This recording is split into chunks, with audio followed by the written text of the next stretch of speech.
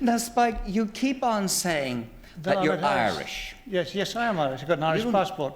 Have you? Yes. Still? Yes. You told me that years ago and I didn't believe you, but you still have. My real name is Ó Maolagáin. That's my real name. Get off. Get off what? And what I've never been on the stuff. What are you talking about? What does Ó Maolagáin mean? Get off that stuff. I'll be all right. What does Ó Maolagáin mean? It means the small bald one. What can I do about it? It's the truth. It's the truth, I tell you. You must believe me. Who are these people? What are they doing here? And was your father a small bald They're all man? homeless. Was your father a small bald man? He was bald, yes. Yes. He went bald, yes. And he wore a wig all his life. And I used to wonder why I always used to listen out for gale warnings.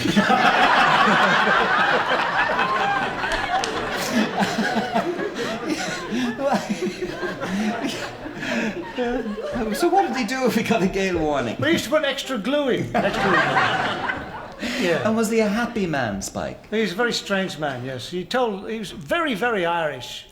And he told lies all the time, you know. He told me, he said, I was shot by a Turkish sniper. He said, that's how I went bald. He said, and the bullet travelled round the inside of me skin, round the back of me head here and come out above me ear all here.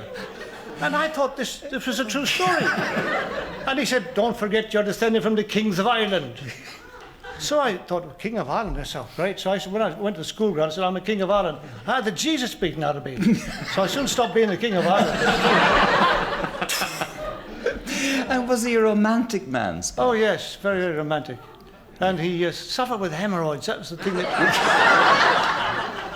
Both ends were wrong.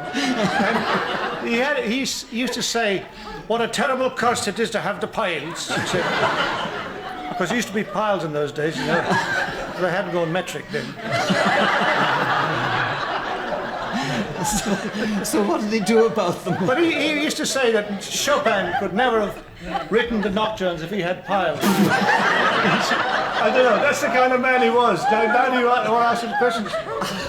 But he was never... Why did he go to Australia then? Was it because of the piles? He saw... No, you don't go to Australia because you've got...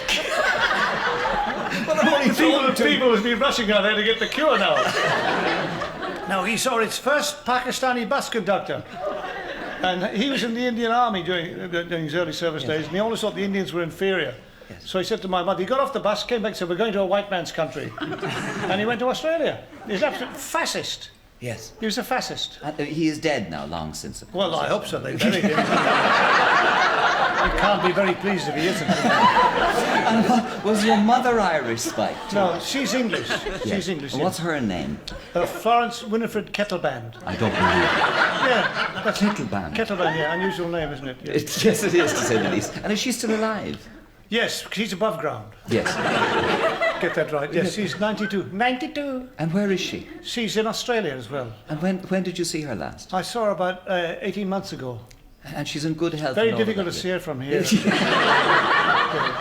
Now, what going back a bit further, what about your uncle? Was he eccentric or a little odd? He was a lunatic. He was Huey Kettleband, and he went in for muscles. He had muscles, all these muscles.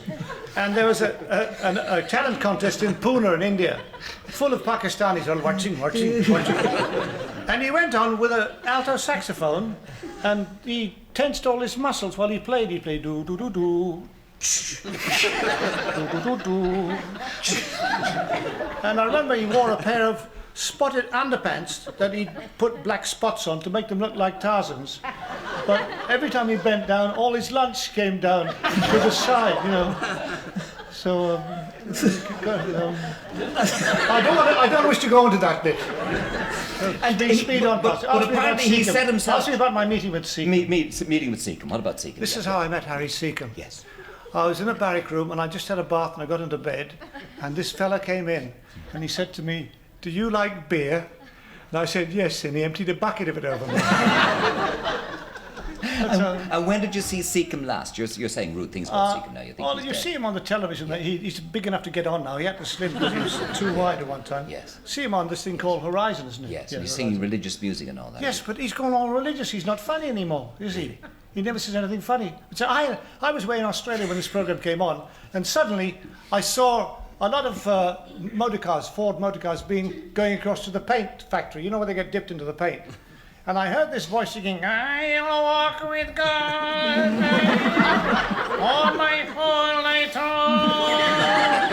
And I thought this was a comedy. I thought it's Harry. It's going to be a comedy. And he walked in underneath these car things, and I thought they were going to drop them on him.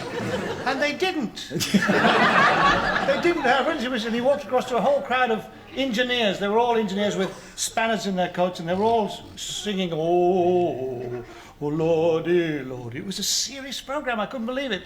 I laughed all the way through it. Get back to your uncle again now with all the muscles, the musician and so on. Did he set himself trials and tribulations? He used to try and see how far he could walk without opening his eyes. And he's one massive lumps. Then another trick of his was he used to get one of these timing devices, yes, and then see how long he can stay under the water. I used to go to the bathroom and see this hand with a stopwatch above the water. And Do you wonder? Do you wonder like I am? I thought they were all normal too, you know.